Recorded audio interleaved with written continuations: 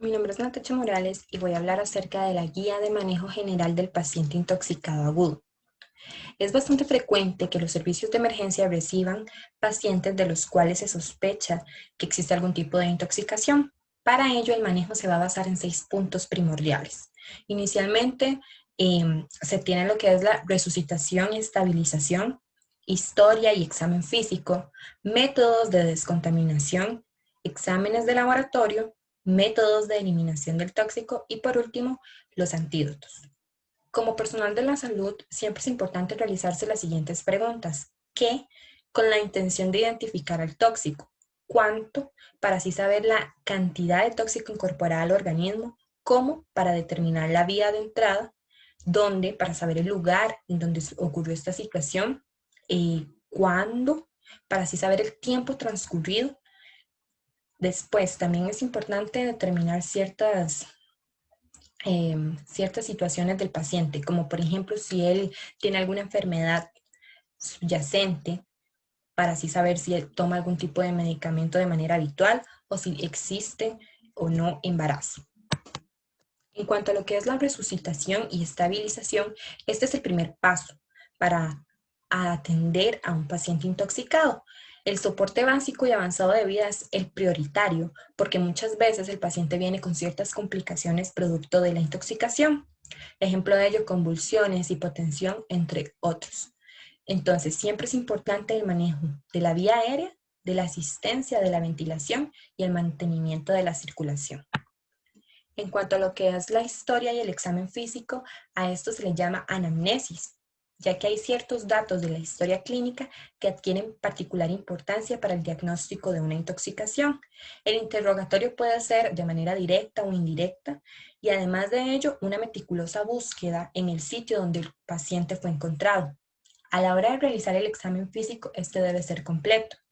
¿Por qué? Porque no todas las intoxicaciones van a encajar con toxidrones. Estos son ciertos síndromes característicos que nos permiten reconocer algún posible tóxico en el organismo de alguna persona. Entonces, se debe observar lo que son la piel, canelas, el aliento, el olor, incluso del contenido gástrico, realizar exámenes de la cavidad oral con el fin de buscar si existe algún tipo de quemaduras, inspeccionar las ropas, determinar el tamaño de la pupila. Todo esto es información bastante importante a la hora de tratar a un paciente intoxicado. En cuanto a los métodos de descontaminación, son las medidas utilizadas para disminuir la absorción del tóxico. Las hay de distintas maneras y todo conforme al tipo de intoxicación que presenta el paciente. Entonces, se puede hablar de descontaminación ocular, en la cual se irriga inmediatamente suero salino o agua de unos 15 a 20 minutos. No se utiliza otro tipo de sustancia y posteriormente se consulta al oftalmólogo. En cuanto a lo que es la descontaminación gastrointestinal, una opción puede ser inducir el vómito, pero esto es básicamente en el momento que sea la situación, o sea, tiene que ser algo rápido. Otra opción puede ser el lavado gástrico. De la misma manera, se da en las primeras horas de ingerido el tóxico. Ya después puede realizarse, pero básicamente es inútil. Y por último, se puede utilizar lo que es el carbón activado a dosis única, ya que existen bastantes estudios de que esto es bastante efectivo. En cuanto a los exámenes de laboratorio, estos tienen un rol bastante importante porque es una herramienta adicional. Entonces las hay de tipos generales y las hay de tipos toxicológicos.